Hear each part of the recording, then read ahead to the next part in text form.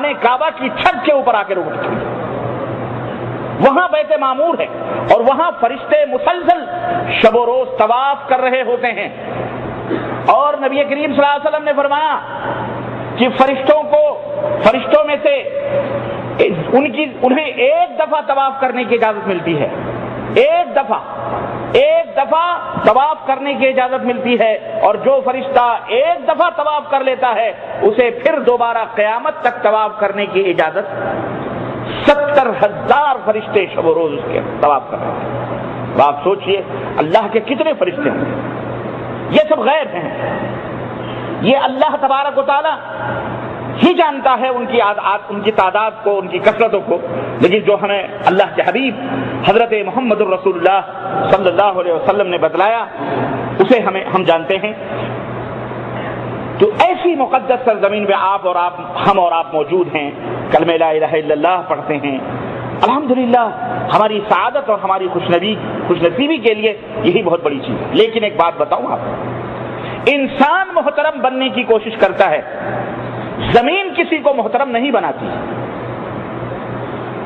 اس زمین کے مقدس ہونے سے، اس زمین کے محترم ہونے سے، اس شہر کے عظیم ہونے سے، اس شہر کے بابرکت ہونے سے کوئی آدمی یہ سوچ بیٹھے کہ یہ انسان بھی بابرکت ہے، یہ آدمی بھی گریٹ ہے، یہ آدمی بھی بہت ہی عظیم ہے، یہ آدمی بھی بہت بڑا ہے، ایسا نہیں ہے. ایسا نہیں ہے. ہم اور آپ اچھی طرح سے جانتے ہیں.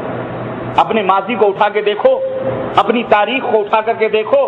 اسی سرزمین پر جہاں بلال حبشی ہوا کرتے تھے، جو ایک غلام کالے کلوٹے جنہیں انہی مکہ کی گلیوں میں گھسیٹا جاتا تھا، جن کے گلوئے مبارک پر ان کا مالک اپنے پیر کو رکھ کر کے ان کو دباتا تھا.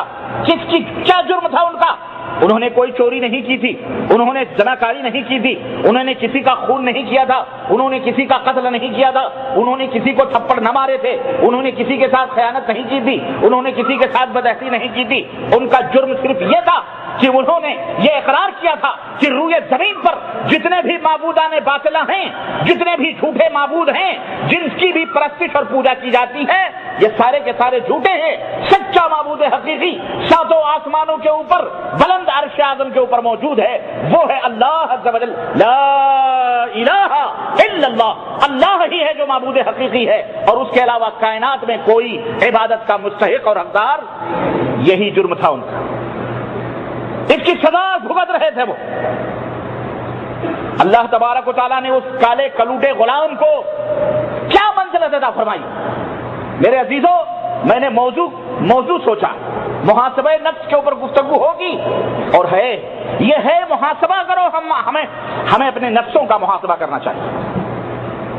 احتساب کرو ہم کہاں کھڑے ہوئے ہیں. میں نے بتلایا زمینیں کسی کو مقدس نہیں بناتی ہیں، شہر کسی کو معزز اور محترم نہیں بناتا ہے. علامہ اقبال نے کہا تھا عمل سے زندگی بنتی ہے، جنت بھی جہنم بھی. عمل سے زندگی بنتی ہے، جنت بھی جہنم بھی. یہ خاکی اپنی فطرت میں نہ نوری ہے نہ ناری ہے. انسان مٹی کا پتلا اپنے ایمان اور عقیدے اور اپنے عمل سے اللہ کے رحم و کرم کا مستحق بنتا ہے، اور اپنی بدعمالیوں اور بدعقیدگیوں اور بے ایمانیوں سے اللہ کے غضب اور اللہ کے قہر کا جو ہے ذمہ دار بنتا ہے. اللہ تعالی ہمیں اپنے قہر سے محفوظ فرمائے، آمین یا رب العالمین. حضرت بلال حبشی کالا کلوٹا نبی کا غلام. اللہ اکبر، کیا مقام اللہ نے عطا فرمایا. مکہ میں پیدا بھی نہ ہوئے، وہ کہیں اور سے آئے. کیا مقام اور رفعت اللہ نے عطا فرمائی.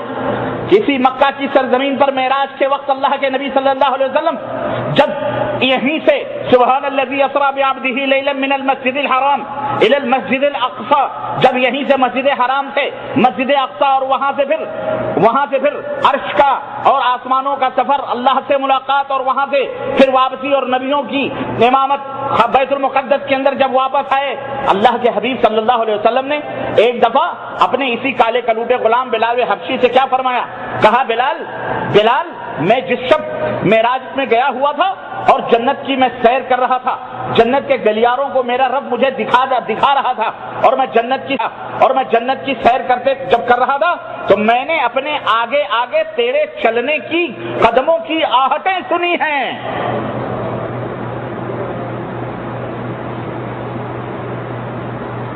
اللہ اکبر، غور کریں آپ، غور کریں آپ، کیا رفعت اور کیا مقام ہے۔ میں نے جنت کی گلیوں میں تیرے چلنے کی آہٹیں سنی ہیں۔ بلال کو تو پتا بھی نہیں تھا، بلال تو یہاں سو رہے تھے، بلال کو کیا پتا کہ ان کا نبی آج کہاں اور کس کس مقام سے گزر کر اور کہاں کہاں پہنچ پر بھی چلیں، جہاں جبریل ٹھہر جائیں اس کے آگے اللہ اکبر ایک بشر اپنے پیروں کو رکھ رہا ہے۔ اللہ اکبر، یہ اللہ تبارک و تعالیٰ کا سب سے بڑا نبی کا معجزہ، اور اللہ تعالیٰ نے اپنے نبی کو یہ مقام اور یہ شرف عطا فرمایا۔ کہنے کا مطلب یہ ہے کہ یہ مقام اور یہ رفعت اور یہ بلندی کیوں ملی حضرت بلال کو؟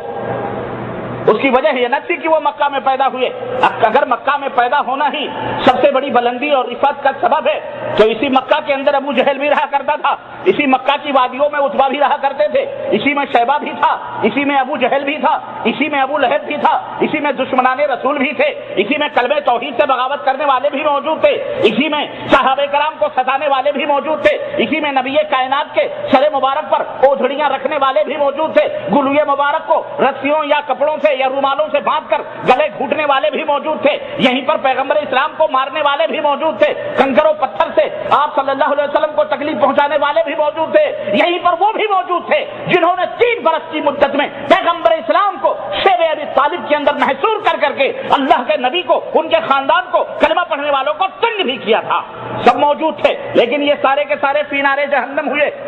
بولو ہوئے کہ نہیں ہوئے؟ مکہ نے انہیں کوئی فائدہ نہیں پہنچایا، سرزمین پر مقدس نے انہیں کوئی فائدہ نہیں پہنچایا، خانہ کعبہ کی تولیت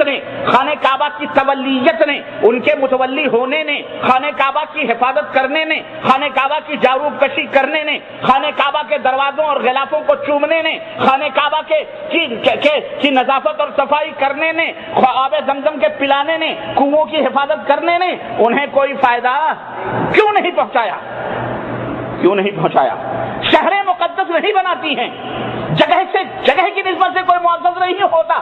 اللہ اکبر، مقدس بنے وہ جنہوں نے نبی کائنات حضرت محمد الرسول اللہ صلی اللہ علیہ وسلم نے جب اسی مکے کی سرزمین میں غار حرا، جہاں آپ لوگ جاتے بھی رہتے ہیں، دیکھتے بھی رہتے ہیں، اس وادی سے اتر کر اور جب لوگوں کے سامنے کہا، اے لوگوں، آج مجھے ایک وحی ملی ہے، ایک اشارہ ملا ہے، ایک اللہ کا فرشتہ آیا اور اس اللہ کے فرشتے نے مجھے ایک بات بتلائی ہے، اے مکہ کے لوگوں، اے میرے خاندان کے لوگوں، اے میری قوم کے لوگوں، سنو، قولوا لا الہ الا اللہ تفلحوا، لا الہ الا اللہ کہہ لو فلاح پا جاؤ گے، قولوا لا الہ الا اللہ تملکوا العرب والعجم، لا الہ الا اللہ کہہ لو عرب و عجم کے مالک بن جاؤ گے۔ اس لا الہ الا اللہ جو بندہ، معلوم کیا ہوا کہ آپ اور ہم اس شہر میں موجود ہیں، اس وجہ سے محترم نہیں ہو سکتے،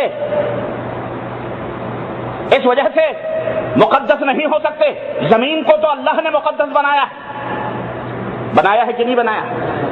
سرزمین مکہ کو تو اللہ نے محترم بنایا، اس نے اس سرزمین کو پوری دنیا کی بڑی سے بڑی اچھی سے اچھی زمینیں موجود ہیں، یورپ میں بھی موجود ہیں، امریکہ کے اندر بھی موجود ہیں، جناب علی مشرق میں بھی موجود ہیں، مغرب میں بھی، شمال میں بھی، جنوب میں بھی، دنیا کے گوشے گوشے بہت ہیں، سب اللہ نے بنائی ہیں، لیکن ان سارے زمینوں میں نظر انتخاب اگر رب ذوالجلال کا پڑتی ہے تو کہاں پڑتی ہے؟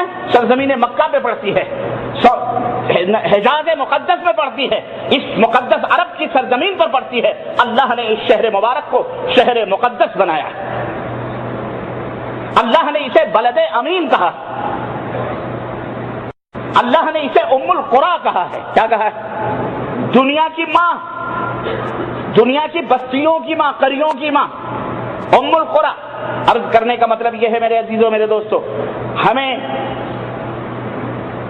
اپنے آپ کو احتساب کرنا چاہیے، سوچنا چاہیے کہ ہم اگر یہاں موجود ہیں تو دنیا کے لوگ ہمیں سمجھتے ہیں کہ میرا بیٹا، میرا بھائی، میرا باپ، میری بستی کا آدمی، میرا پڑوسی، میرے خاندان کا آدمی مکہ مکرمہ میں کام کر رہے ہیں، کچھ بھی کر رہے ہوں، غرض نہیں ہے قطع نظر اس کے، لیکن دنیا والے آپ کو بڑے تقدس کی نگاہوں سے دیکھتے ہیں۔ جب یہ کہا جاتا ہے بھئی آپ سعودی عرب میں کہاں کام کرتے ہیں،